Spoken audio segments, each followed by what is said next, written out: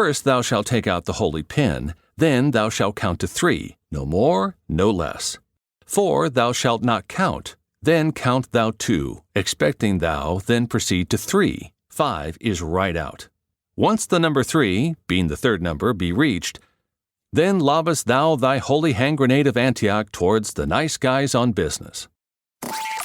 Go from where you are now to where you could be.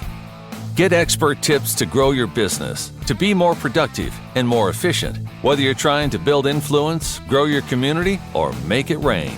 Best-selling author of Nice Guys Finish First, Doug Sandler, can lead the way. The Nice Guys on Business is produced by Turnkey Podcast Productions. Now, here's your host, Doug Sandler. All right, Nice Guy community, get ready for a conversation that's going to shake up the way you connect with your partner, your friends, heck, even your barista.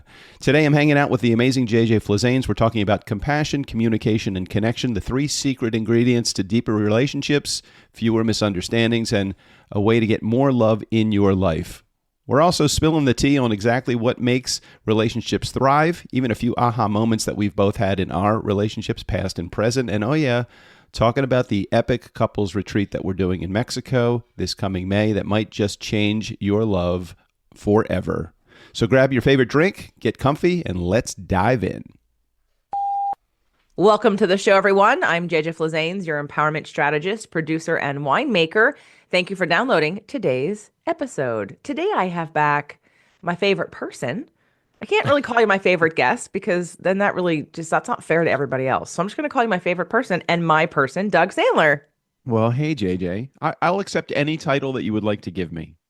Favorite person's kind of high on the list. I mean, there's really no one else more favorite than you. Well, I would just say, in my case, you are my person. You are my person, and you're also my favorite person. So how's that? I like both of those things. I mean, I would accept my person. Favorite, it means that there's potentially an opportunity to lose that title. I don't want to lose the title. You know what? I think there are times, not very frequently in our relationship, that there are times that you and I both do lose our favorite person title in our lives sometimes. I mean, again, very infrequently do we have an argument that we feel so strongly to feel that way, but it happens. You know what? That's kind of what I want to talk about today in relationships. And it doesn't just have to be partnerships. It could be your siblings. It could be your children. It could be your parents. It could be your coworkers, your business partner. Oh my God, your business partner. That just reminded me of a conversation you and I had when you were my client. Back. Yeah, way back. Yeah, let's talk about getting out ahead of the problem. The reason why I wanted to talk about that today is because, as most of you know, if you haven't heard already, we are doing a couples retreat. It is happening in Mexico, May 15th through the 19th, and it is near Puerto Vallarta. But we've recently had a conversation with someone who's in a new relationship, and the new relationship is going very well. Yeah. And some people logically say, and you would say this too, Doug, you'd say, well, if it's not broken, why do we have to try to fix it? Unless, of course, you are partners with JJ Flizanes, and in which case it was really interesting when we first got together. You know, we were on the height of the honeymoon at that point when we were first hanging out with each other, and then I moved out here to California. And one thing that we did early, we went to a retreat in Esalen, where we actually, at the best point of our relationship, or at an amazing high point of our relationship, we decided to go. This was prior to any argument, anything pretty much. So for me, I agree with where you're going with your topic and your message today, because I think getting ahead of the problem is oftentimes a great starting point for doing things together. Well, I think one of the best, and again, I know I say best as if like everyone should want this, but one of the things to come out of getting a divorce or being married multiple times is perspective. I think a lot of people start off when they get married and they don't know what they don't know. You just think that, oh, I just find someone I like. We live together. We have children. We have sex. We have a relationship, and that's that. And that's it. That's all there is. And or if you grew up in a household where there was a lot of turmoil, or in a household of a lot of expectation, you just sort of felt like it was all going to work out. You know, that love feeling makes you think sometimes, your brain goes, oh, here's the person who's going to give me what I didn't get from childhood. Mm-hmm. You know, it's interesting. For those of you that don't know, I'm writing a book. I'm finally writing the book. And this weekend, I spent the entire weekend pretty much in the Airstream finishing the first 100 pages of the draft to send it to none other than my very favorite, Harville Hendricks, who has agreed to, and not only agreed to, says is honored to write the foreword for my new book, because a lot of the work I do with core wounds and emotional healing and patterns and relationships comes from the work that you and I did and the work that he has created in Imago Therapy.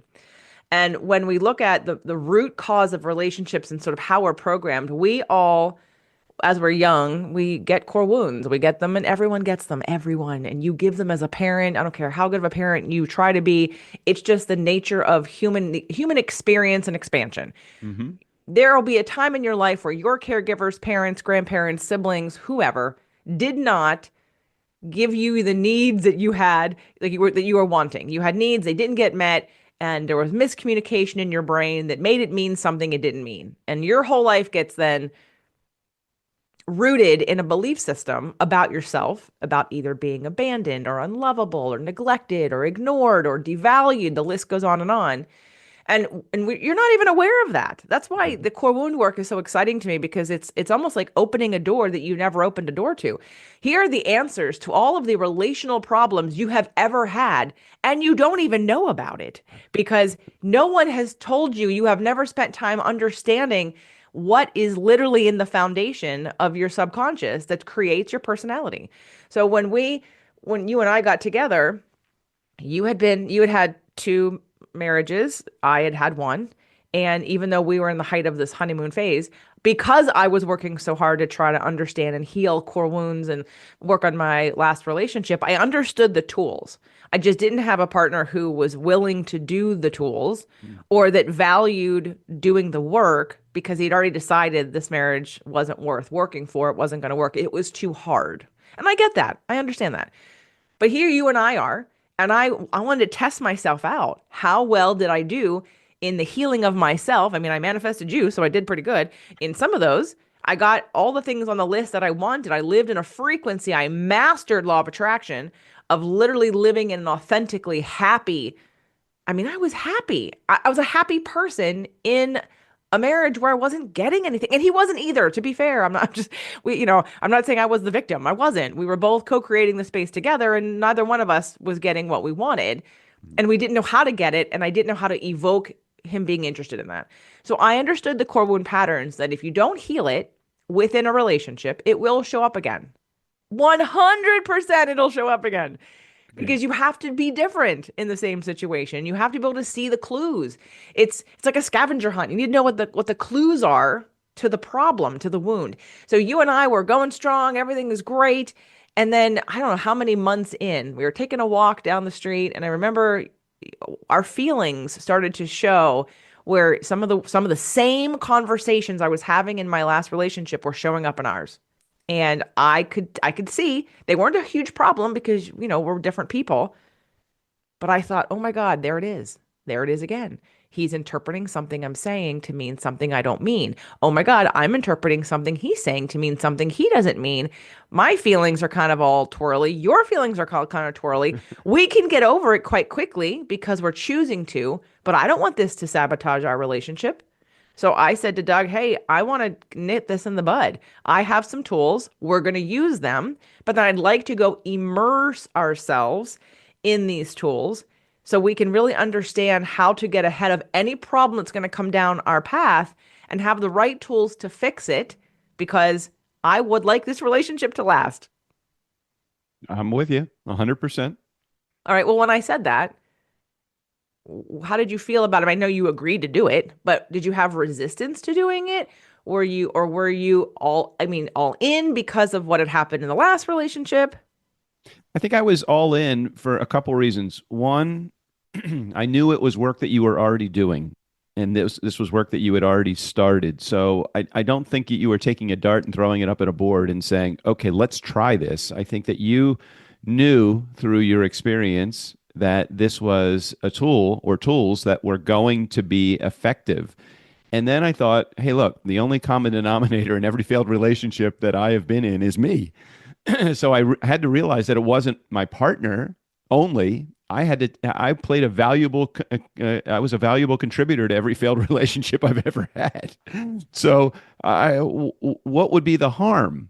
It's not like you're going to expose something that hasn't already been exposed. You just don't know how to deal with it. I didn't know how to deal with it. You did, or at least we were learning together. So for me, I was an all-in kind of person. Did I have any resistance? Only my inner core resisted, because my core would be like, why would you change? Why you're comfortable here? Yeah, you're miserable here, but you're comfortable here. Misery is a state that people sometimes don't know how to get out of, so they just stay there, because it's better to deal with the devil you know than the devil that you don't. So I was all in. You did have some resistance about paying money, though. Let's be honest. Anything that Well, costs money, you have to take a step back and go, do I need to spend that correct, money? correct. And at that point in my life, that was something that I brought through, not just from my past marriages, but that's something I brought through from childhood.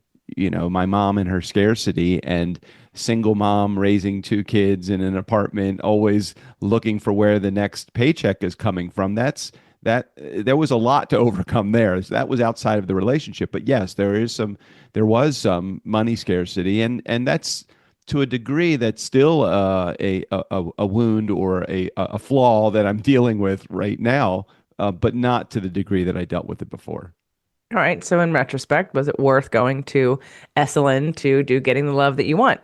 Yeah, absolutely. And all of the tools that and even the tools that are free, the ones that you have provided and shared with me and instruct. Yeah, it's all been a wonderful learning experience. Money or no money, it's all been a wonderful learning experience. You know, the most important aspects of our lives, money, relationships, and emotions, do not get taught in school. No one Mhm. teaches you how to make money. No one teaches you about emotion. And no one teaches you except by watching and modeling. No one teaches you how to have relationships or communication. That is like, they're like the cornerstone of what we do in our lives. Like we're here and money is energy and it's something that everybody wants more of most of the time. I mean, the majority of people. But, and then there's communication. Communication is a skill set, it's an understanding. And same thing with love relationships and wounds, like how we deal with our emotions. And none of that is a part of an education. And you'd think that that's, again, the cornerstone of what we should be teaching. And I hate to should everybody, but looking at how do we all be happier, part of in the book, and I'm actually attempting, hoping, allowing, stretching into selling this proposal to a publisher this time and working with an agent. And one of the things in the proposal I had to do for the book was to look at some data about, how many people, and it's increased, how many people go to therapy, more, how many people are on are on antidepressants, more, how many suicides are there, more. Why? Because our tools suck. Sorry, I think our tools suck. I think that we have more unhappy people than we ever have before because, again, we don't understand the basics of communication, emotion, and money. And again, we don't understand these wounds that everybody has about who we are and who we think we are that we're not even aware of in your subconscious. So back to these skill sets.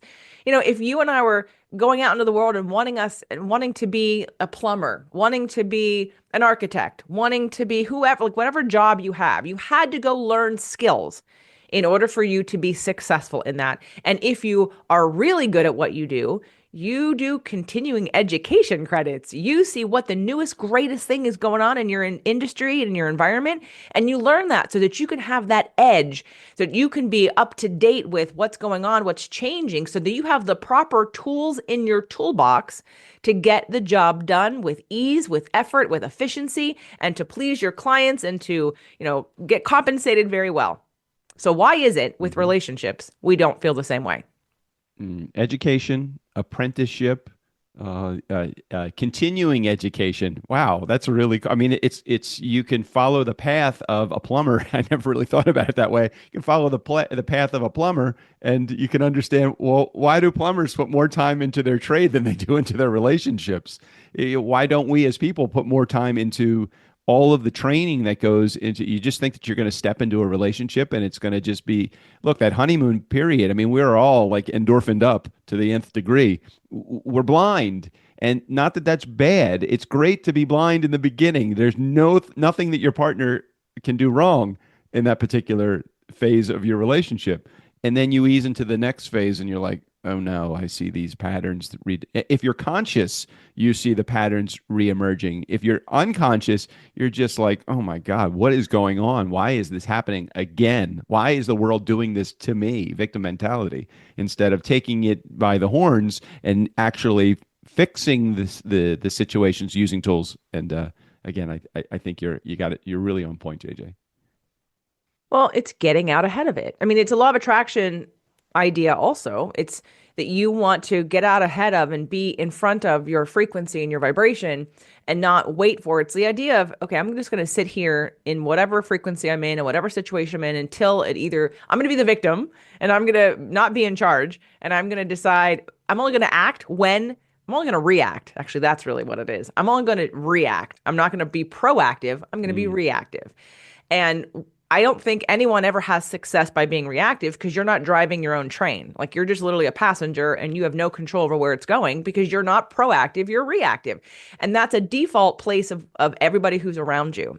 And for you and I, even though, yes, you willingly went and you had a great time when you were there when we went. And I actually would like to go back after Harville's done writing this forward. I would love to go, one more time, be with them. And I'm happy to go wherever I'd love them to come back to Esalen. That would be convenient and amazing for us, just because I love that spot here in California in Big Sur.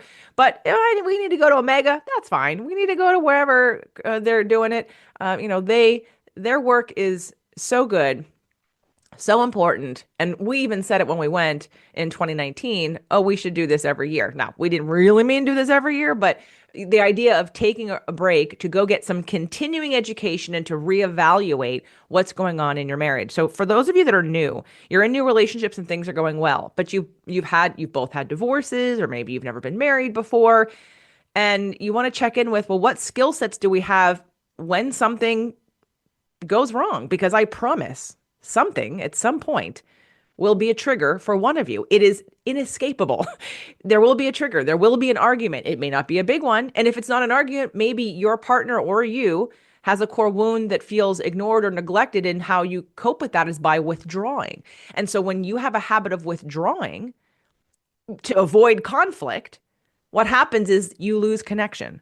Over time, your compensation patterns for your wounds will disconnect you from your partner, won't further make stronger, intimate, and loving, vulnerable, trusting, feeling safe in your relationship. Like those feelings can't happen when you have a core wound pattern of avoiding, withdrawing, or punishing, or withholding love. I don't know that we all withhold love in different ways and punish in different ways. I'm thinking of when you were really mad at me a couple times over the years, and I'd say, are you going to be done with this? And you're like, no, I'm not done being mad at you yet. I'm going to hold on to this for a little longer. Being mad at your partner and punishing them by you holding on to the anger. That's like pulling the pin, holding the grenade, and waiting for it to explode in your hands. Yeah, that hasn't happened in a long time, but it happened a couple of times. Yeah. In the first couple of years. And, we do actively use the tools that we're going to be teaching at the retreat. This retreat is really going to be focused around, again, the connection piece, the skill sets, the communication, and the understanding. So some of the tools that we're going to be using at the retreat are things I've taught before. But for many of my clients or women who listen to the show, or even men who listen to the show, maybe their partners don't know them. And everyone, there's no, when I first was going to therapy, couples therapy years ago, I have to admit that I did feel, and I'm sure he did too, that the therapist would take sides. Like somebody had to be wrong. One person had to be broken more than the other. One person had to be resistance more than the other. And it became this power struggle that I didn't even realize how deeply I was in it until I was out of it. And that's not fair. That's one of the reasons why I love imago therapy and why I, waited so long. And that's probably my biggest regret. But again, it all would have worked out the same way, so it doesn't matter. But getting the love that you want and looking at core wounds makes it an even playing field. If you're in a relationship with someone who's had more trauma than you, it doesn't matter. You're probably an injured and wounded rescuer who is looking for someone to rescue, so you feel more valued. There is no game of someone is more broken than someone else. You're all even because you chose each other to heal the wounds of your past. That's what I love about the work I'm doing when I do get couples in groups or when I get people who want to do couples work together, because there is no you're right, you're wrong. This one's smarter than the other one. This one's more worthy or valuable than the other one. Here's the reality. Your subconscious chose that person and your subconscious responded. There is equal wounding happening, and it feels familiar because that person in your brain goes, "Oh, hey, there's somebody that's going to give me what I didn't get." This is subconscious. This is not conscious. So after the haze of the honeymoon is over, which by the way, the honeymoon period could last up to 2 years. Once the honeymoon phase is over, then you start to sink into habits and patterns of who you have been your entire life and who your parents modeled for you and who your relationships created in you. So getting out ahead of it is about taking time to say, this is important to me. And it's important to me enough to get out ahead of it. It's like investing. Right? You take very good care of your money and are very attentive to the money because you understand that the more time and care you put into it now, the more you're planning for the future in positive ways, the better future you're going to have. For someone who's never invested anything, never saved anything, is living paycheck by paycheck and literally has no, and then thinks, what am I going to do in 20 years from now? I've never even thought about saving and I have all this debt and I don't have enough money to even pay my bills. And now what? Well, that person might have a harder time. They may not, but the energy of it, the attraction of it is I put energy into things that are important to me. And because of that, those things grow and those things flourish and those things are top of mind to become my point of attraction. If I ignore them, hoping that they'll just work out, the likelihood is that I don't have the skill sets or tools to handle when something goes wrong.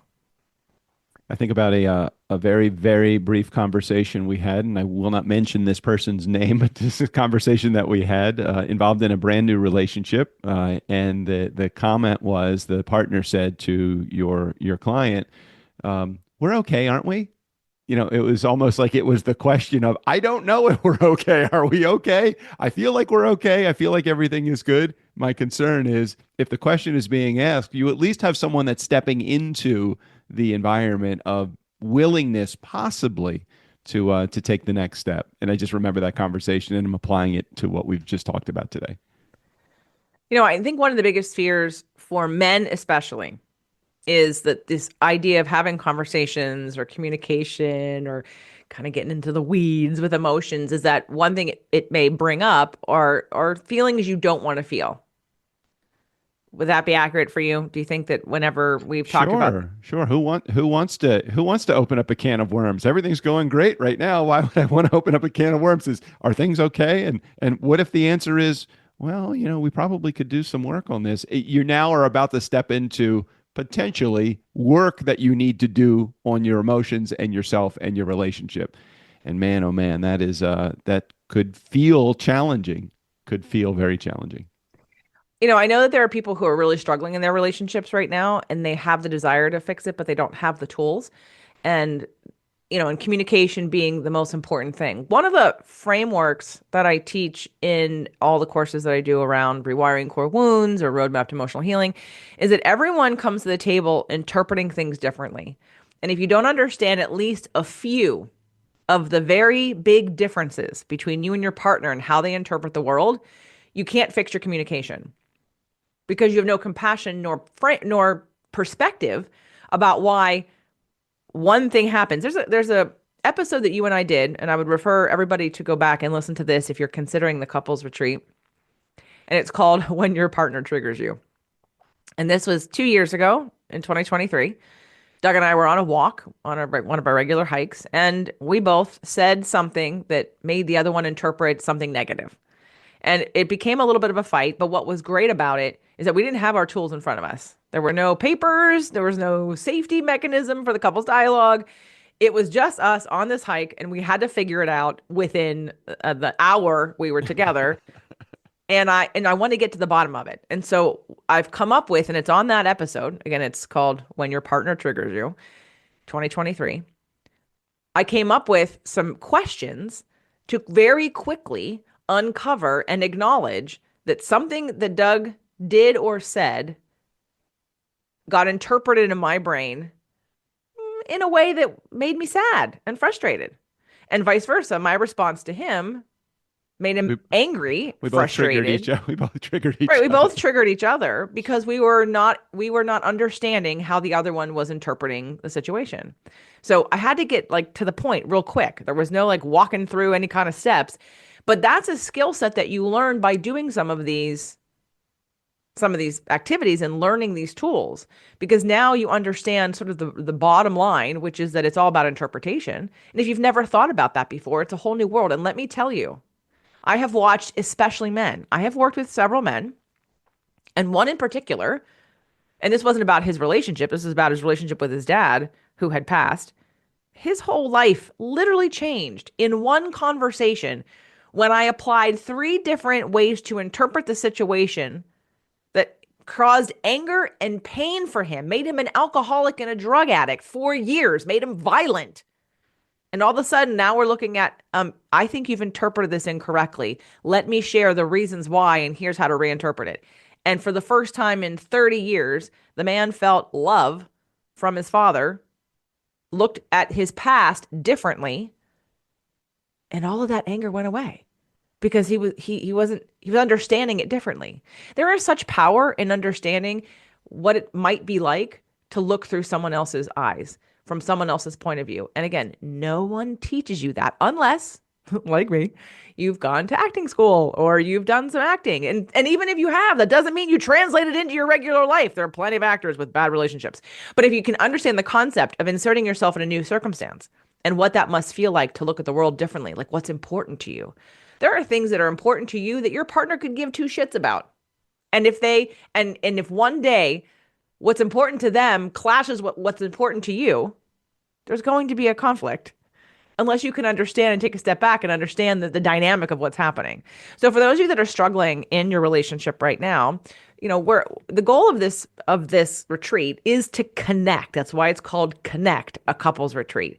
We want to bring you back together. We want to be able to dissolve some of the layers over time, some of the habits and patterns that you've created within your relationship to protect your heart, even though it's caused a disconnection with the person that you're with.